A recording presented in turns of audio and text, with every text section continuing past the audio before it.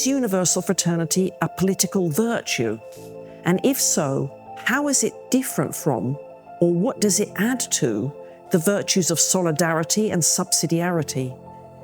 Is it realistic to think that universal fraternity can help correct distorted understandings of liberty and equality, or of social peace? Solidarity is a much lighter version, and even friendship is a much lighter version of fraternity, because friendship is something that you select, and even solidarity because you select to support somebody, and not someone else. But instead, fraternity, first of all, is a much broader concept, and is something that you do not select because you are born inside humanity, which is made by people who have a common destiny. And precisely this, in my view, is the distinctive feature of fraternity, namely to have a common destiny, to understand that we have a common destiny. La solidaridad muy necesaria nos invita a compartir bienes materiales, a compartir nuestras ganancias, a compartir nuestros aspectos materiales de la vida. La fraternidad incluye todo lo anterior, pero nos invita a compartir no solo lo que tenemos, sino lo que somos. A abrazar al otro, al prójimo, y abrazar la fragilidad del otro como persona, como prójimo. Es un paso revolucionario. No habla solamente del bienestar, sino del bien ser. Compartir no solo cosas, sino nuestro interior, nuestra propia fragilidad y la fragilidad del otro. The idea of fraternity is not new in the realm of politics.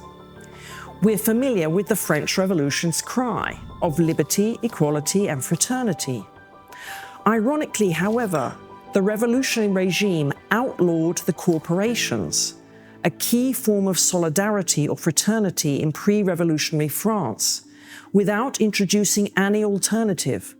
So it's not clear what, if any, impact fraternity had in practice. Pope Francis, in his encyclical Fratelli Tutti, suggests that fraternity is an important reciprocal relationship with liberty and equality, rightly understood. As he puts it, if liberty is understood in a thin sense, as mere individual freedom to pursue one's own ends, and equality is reduced to a merely administrative or legal guarantee of equal treatment, fraternity cannot really find a place alongside them in society. Often, people ask themselves, what is fraternity for? Only to be good to people, to be nice to people, to say, well, poor person who is in dire straits.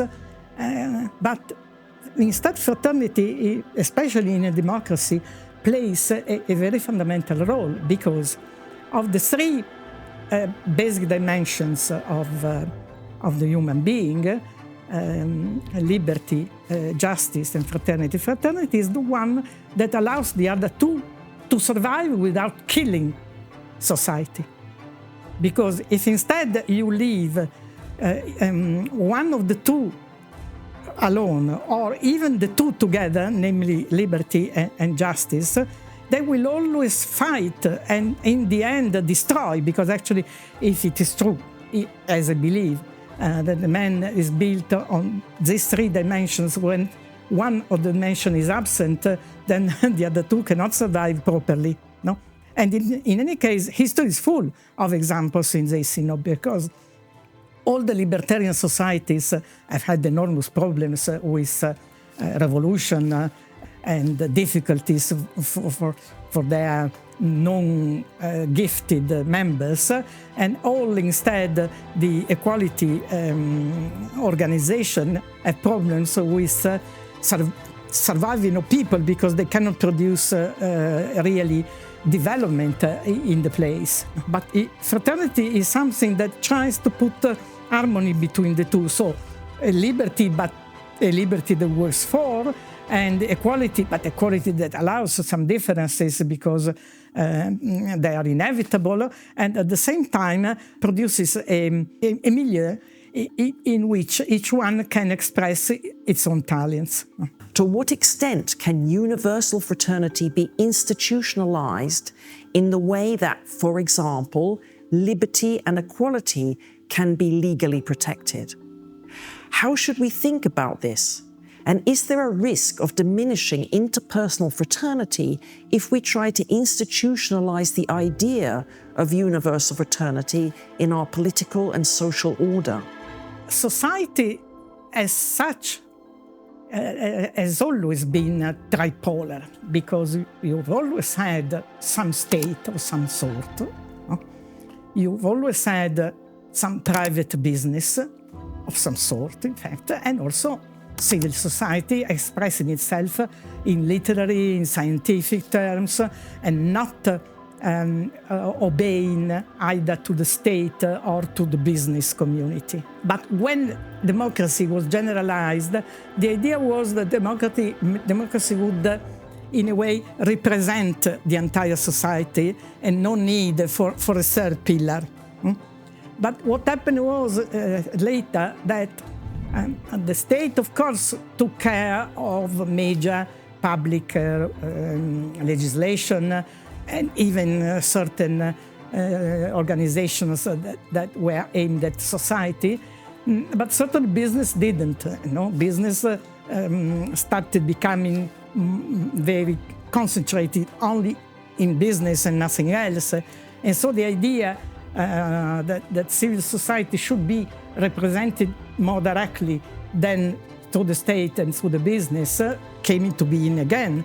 And civil society is always based on reciprocity and not on exchange of equivalence like business or command like the state. So to have then to strengthen this pillar has become incredibly important at the moment in which even the state is no longer considered, or better, not considered, but I mean, is no longer interpreting really the wish of the people, but often the wish of the politicians who are in power. Yo digo irónicamente, pero también viendo la realidad. La amistad puede ser malentendida. En realidad los políticos corruptos son todos amigos. Se pelean por arriba de la mesa, pero por debajo de la mesa se dan la mano para hacer negocios. El sistema corrupto que reina en muchos países de América Latina, esclavizado por el juego, por las drogas, por la venta de armas, en apariencia se pelea, pero es muy amigo en la superficie subterránea. Es muy amigo en los sótanos, en las cloacas del poder. Es decir, hay una amistad perversa, mafiosa, que tiene complicidades, que genera impunidad, que no se toca entre ellos, que pervive a lo largo de los años y del tiempo. Esa no es la amistad, por supuesto, que queremos en nuestras sociedades. La fraternidad integral es otra cosa, es el acercamiento de solidario y fraterno en función del otro con un concepto de amor social, de construcción de comunidad real, de construcción de justicia, de construcción y de evolución y de crecimiento integral del ser humano. Por eso yo decía irónicamente que hay dos planos, una amistad pervertida, una amistad de impunidad, una fraternidad mafiosa, y hay otro concepto pendiente que tenemos que construir, que es la fraternidad para una sociedad mejor.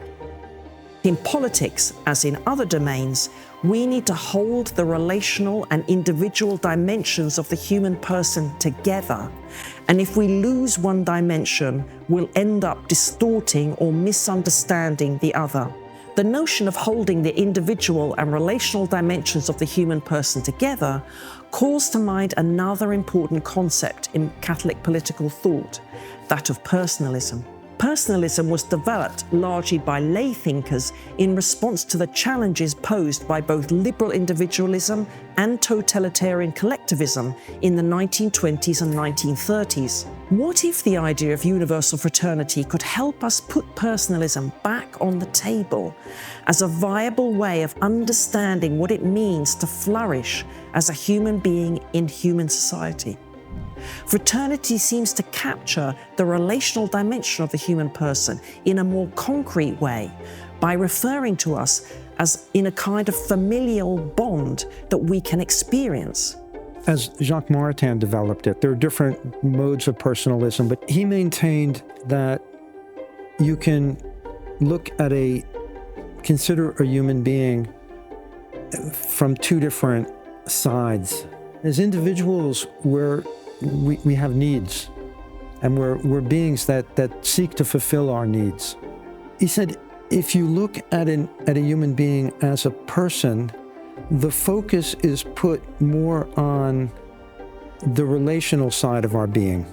Because this idea of person, as Maritain uses it, and in fact, as part of the wider Christian tradition, the idea of person was developed in a Trinitarian context.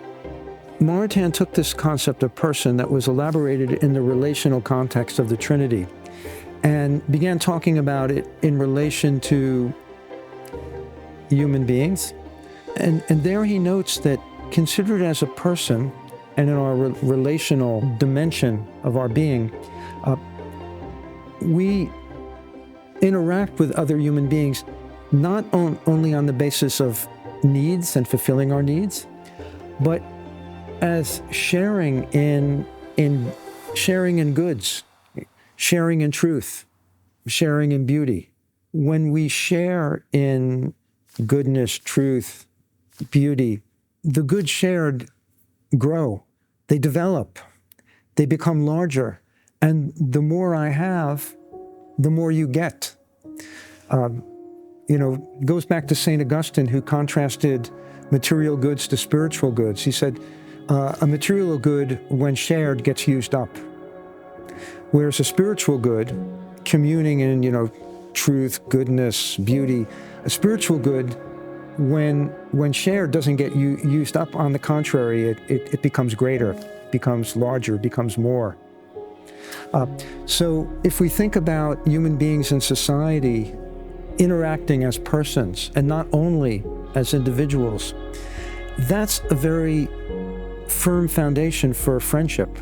Esto lleva a otro tema que a mí me parece que es de suprema importancia, que no es solamente lo estructural, sino que es la dimensión de personalismo de la política o de personalización de la política, de la cual hablaba tantas veces Jacques Maritain. El político como persona, como ser humano. La corrupción destruye la humanidad del político, lo vacía de contenido, lo desertifica espiritualmente. Puede morir en el desierto de la corrupción del político aunque tenga los bolsillos repletos de dinero. Esto genera problemas de salud mental y de adicción. La geopolítica de hoy no está divorciada de los problemas de salud mental de los principales dirigentes que toman decisiones. Un político vaciado de propósito, vaciado de sueños transformadores y de capacidad de servir a su pueblo, termina enfermo de su egocentrismo y termina preso de múltiples adicciones que luego se transforman en malas decisiones en el momento de gobernar. Por eso es tan importante la vida espiritual del político. Por eso es tan importante tener un momento de vida espiritual, un momento de reflexión, un acompañamiento y tener en cuenta que quien es el destino o quien es digamos, la razón de ser de una vocación pública es realmente Dios y es realmente la expresión de fe que uno pueda tener.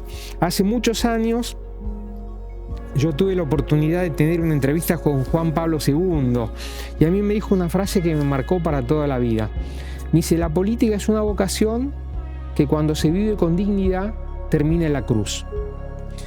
La cruz de la política no siempre es el martirio, no siempre es el derramamiento de sangre.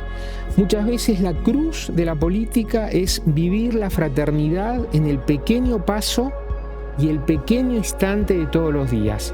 El riesgo que tiene la política que no vive la fraternidad es confundir al ser humano con una hoja de Excel, es confundir el dolor humano con una estadística y es enamorarse de los números en lugar de enamorarse de las personas a las cuales uno tiene que servir. There are many enlightenments and not only one enlightenment, and a number of them, in fact, are not outside the line of thinking that we want to promote with universal fraternity.